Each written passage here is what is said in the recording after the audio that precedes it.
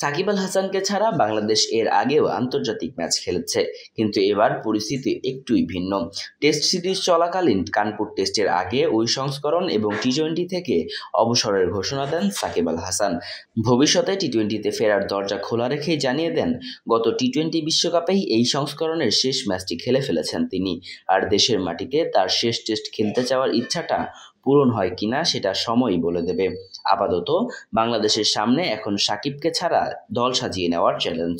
সেই চ্যালেঞ্জ শুরু হয়েছে আগামীকাল থেকে। গোয়ালিয়রে 3 ম্যাচের টি-20 সিরিজের প্রথম ম্যাচে ভারতের মুখোমুখি হবে বাংলাদেশ।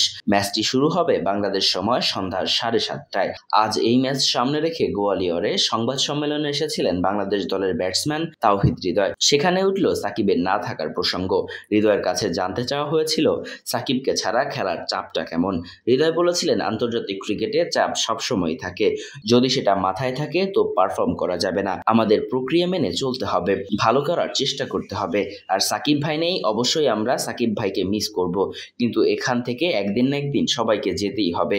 আশা করি আমরা সাকিব ভাইয়ের শূন্যতা ভালোভাবে পূর্ণ করতে পারবো। সর্বশেষ টি-20 বিশ্বকাপে আফগানিস্তানের বিপক্ষে খেলা ম্যাচটাকে সাকিব তার নিজের শেষ আন্তর্জাতিক টি-20 ম্যাচ বলে আখ্যায়িত করেছেন। এই সংস্করণে সাকিবকে ছাড়া খেলতে নামা বাংলাদেশের জন্য একটু অস্বস্তিকরই। সাকিব থাকলে বাংলাদেশের ব্যাটিং লাইন আপ 8 নম্বর পর্যন্ত দীর্ঘ হয়, আর বোলিংয়ের সুবিধা তো আছেই। সাকিবের বিকল্প হিসাবে টি-20 দলে আরেক স্পিন অলরাউন্ডার মেহেদী হাসান মিরাজকে নেওয়া হয়েছে।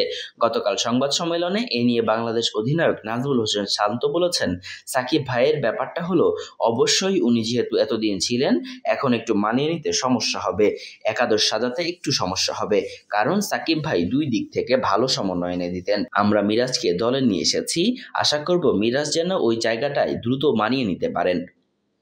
Murtaza Tanvir, news desk, Bengali mail.